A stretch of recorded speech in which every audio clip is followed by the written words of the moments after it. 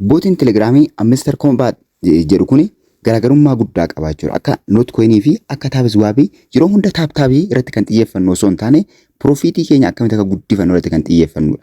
Piroofiitii keenya guyyaa guyyaan guddifachuu qabna jechuudha. Piroofiitii maayinii keenya yookiin immoo kan bakka gubbaa kana jiru jechuudha. Kanaaf irratti xiyyeeffachuu qabdu yeroo firii argattan akka hojjettan isiniin jedha jechuudha. Sababiin isaa guutummaatti fokas irratti goonee yeroo keenya irratti gubuu osoo hin taane sa'aatii qabnutti waan xinnaa muraasa hojjennee yeroo firii taayimii qabnu muraasa hojjechuu akka isin qabdan isin gorsuu barbaada. Asumaan oboloonni haaraan fayyadamaa hin jirre liinkii isa barbaadan description jala akkasumas Telegram channelii furtuu app irraa argattu itti gargaaramaa isin jedha. Kanaaf akkamitti akka miliyoona 5 karaa salphaa isin argattanan isinitti agarsiisa. Miliyoona 5 wanta muraasa hojjechuudhaan akka argattan isinitti agarsiisa jechuudha. Bakka maayin jedhu kanatti kilikii goona.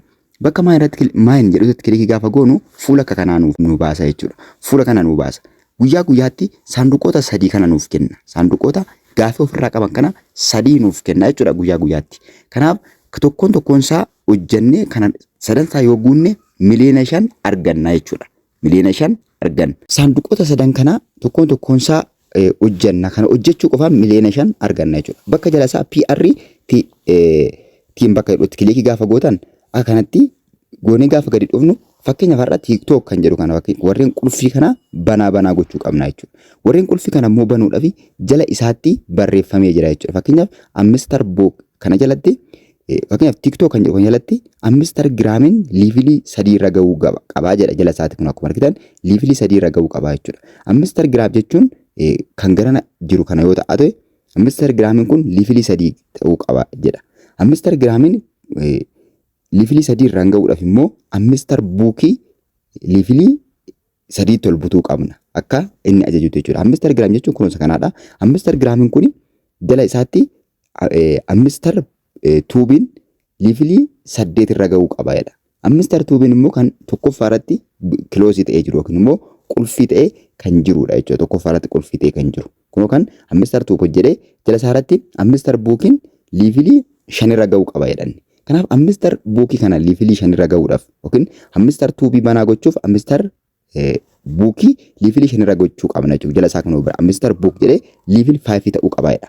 Kanaaf TikTokii banaa gochuudhaaf dirqama Ammister Giraamii banaa gochuu qabna. Liivilii 3 irraan gahachuu qabna jechuudha. Ammister Giraamii jedhu. Ammister Giraamiin dursa garuu Ammister Tuubii hojjenna gubbaatti Ammister Tuubii banaa gochuudhaaf Ammister Book kan jedhu kana level 5 irra gahuu qabna. Level 5 irra gahuudhaaf Ammister Bookii gaafa kilik goona kanatti nuuf fida. Bakka geetee jedhu kanatti kilikii goona. Ammas level 5 irra gahee ammas irratti kilikii goonetti ammas bakka giriinii kana kilikii goona. Kanaan booda Ammister Bookiin 5 irra gahee jira jechuudha. Kanaaf banaa ta'ee jira. Ammister Tuubiin banaa ta'ee jira kun akkuma argitan kana jechuudha. Kanaaf Ammister Giraam banaa gochuuf immoo Ammister Bookiin daballee goona jechuudha. Sababiin isaa liivilii 8 gahuu qaba yoo xiqqate jechuudha. Ammister Tuubiin liivilii 8 gahuu qaba. Ammister Giraamiin banaa ta'uudhaaf. Ammas irratti kilikii goone goo naani liivilii 8 guututti akkuma kana goona jechuudha. Ammas irratti kilikii goone goo heddennaani amma liivilii 8 guututti goona 3 irra gahee jira jechuudha. Amma akkanuma goone liivilii isaa ol dabarra gaaf kana koinii ni hir'isa garuu dhumarra koinii guddaa waan argannuufi waan tokko rakkoo hin qabu jechuudha. Koiniin isaa fakkeenyaaf koinii 300 keessaa qaba jechuudha. Koinii 300 qaba 300 irraa gadi qannasuu danda'a gadi hir'achuu danda'a. Sababiin isaa akkuma inni hir'isa kuma tokko fa'aa waan ta'eef jechuudha.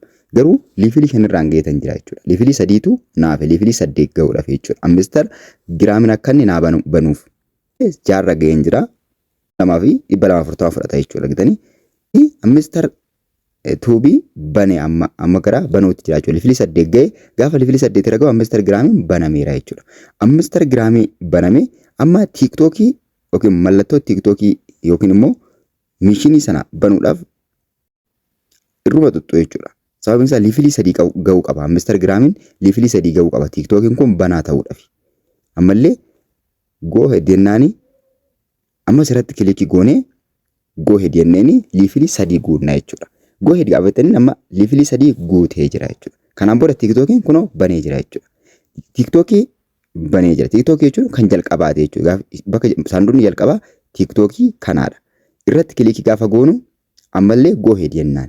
Gaaf kana akka kanatti mishinii tokko xumurree jirra jechuudha. Kun akkuma argitan deelii koombaa kan jedhu kana gubbaa isaa irratti deelii koombaan tokko giriinii ta'eera, lama qofatu nuuf jechuudha. Lamaan sanas akkuma kanatti hojjenna. Kan hojjennuun isinitti agarsiisa. Amma immoo eddanni kun banaa ta'e TikTokin lafa kana dhufeera. Amma immoo isa lammaffaatti dabarree bakka PR and team kan jedhu kanatti kilikii gooneet gara gadii dhufna jechuudha. Isa lammaffaa banuudhaaf bakka PR and team kan jedhu kanatti kilikii goonee dhufna jechuudha. Isa lammaffaa banachuudhaaf jechuudha. Lammaffaanis banaa ta'uutu irra jiraata jechuudha. Sadan isaanii iyyuu ni hojjenna. Dhufnee jira kana gaafa dhufnu inni immoo influencer kan jedhudha. Influencerii banaa gochuudhaaf X'n 5 irra ga'uu qaba. X jechuun kunoo kan gubbaarra jiru kana jechuudha. Mallattoo X'n kun 5 level irra ga'uutu irra jiraata jechuudha. Amma irra kilikii goonee go ahead jennaan. Go ahead bakka jedhu kanatti ammas irra kilikii goonee go ahead jennaan amma level 5 ga'uutti yookiin X'n level 5 amma ga'u. X'n 4 irra jira amma 5 ta'uutti jira jechuudha. 5 ta'ee jira jechuudha. Akkuma argatan influenceriin jala kanaa banee jira jechuudha. Yookiin qulfiisaa irraa saaqee jira jechuudha. Isuma irra kilikii goona. Isuma irra gadi cuqaasna go ahead jennaani. Go ahead gaaf jennuun amma immoo miishiniin lammaffaa xumurree jirra jechuudha. Kun akkumas deelii koombaa kan jedhu kun lama giriiniin lama ta'e tokko qofatu nuuf jechuudha. Miliyoona 5 argachuudhaaf yookiin kun miliyoona 5 argachuudhaaf isa sadaffaa duwwaatu nuuf. Isa sadaffaa irratti kilikii goonee isa immoo bakka ispeeshaal jedhu kanatti kilikii taasisna. Sadaffaatiif bakka ispeeshaal irratti kilikii gaafa gootan akkanatti ni fida. Akka kanatti yuutuubii blue gold yuutuubii gold batan yoo nuuf finne taate bakka new card jedhu kanatti kilikii gochuu qabna jechuudha. Fakkeenyaaf jalqaba irratti my card irratti kilikii gootanii fuula kan akka kanaa yoo isinii fide bakka new card jedhutti kilikii gootu jechuudha. Bakka new card irratti kilikii gootaniitti new card irratti gaafa kilikii gootan YouTube gold batan kan jedhu kana argattu isarratti kilikii goona. Isarratti kilikii goona. Gaafa isarratti kilikii goonu isarratti kilikii goona jechuudha. YouTube gold batan bakka jedhu kanatti kilikii goone bakka join jedhu kanatti kilikii goona yookiin YouTube ambassador yookiin tiimii kana akka subscribe goonuu barbaada yookiin viidiyoo isaa akka laallu barbaada immoo viidiyoo isaan ilaaltanii gara duubaa deebitan akka kanatti xumurree jira jechuudha. Akkuma argitan take price jedhee koinii miliyoona 5 asitti naaf fidee jira jechuudha. Kun akkuma argitan koinii miliyoona 5 naaf fidee jira. Bakka take jedhu kanatti kilikii gaafan godhu miliyoona 5tu dabalama jechuudha. Miliyoona 5 argadhee jira jechuudha. Akkuma argitan close ittiin jenna gara duubaa deebinee ilaalluu taate miliyoona 5 kun akkuma argitan 300 ture inni gara 200 gadi hir'ateera. Miliyoona 5 salphaatti itti naaf dabalamee jira jechuudha. Kanaaf akka kanatti bifa salphaa ta'een itti gargaaramtanii profit per hour keessan guyyaa guyyaan dabaluu dandeessu. Itti gargaaramaa like gochuu dagatiin habloonni haraan akkasumas subscribe godhaa. Guyyaa guyyaan lafa kana dhuftanii miliyoona 5 deeqaa muraasa gidduutti hojjettanii keessaa baatu bakki amma giriinii ta'e miliyoona 5 raayitii qabu kun diimaa ta'ee jira jechuudha. Guyyaa guyyaadhaan opshinii kana isiniif kenna. Kana qofa hojjechuu dandeessuun isiniin jedha. Yeroo keessan guutummaatti irratti gattanii hojjechuu osoo hin taane yeroo firii qabdan darbitanii akka hojjetan isiniin jedha jechuudha. Sababiin isaa bootiiwwan kun fudhatamuu danda'a dhiisuu danda'a waan ta'eef nagaatti.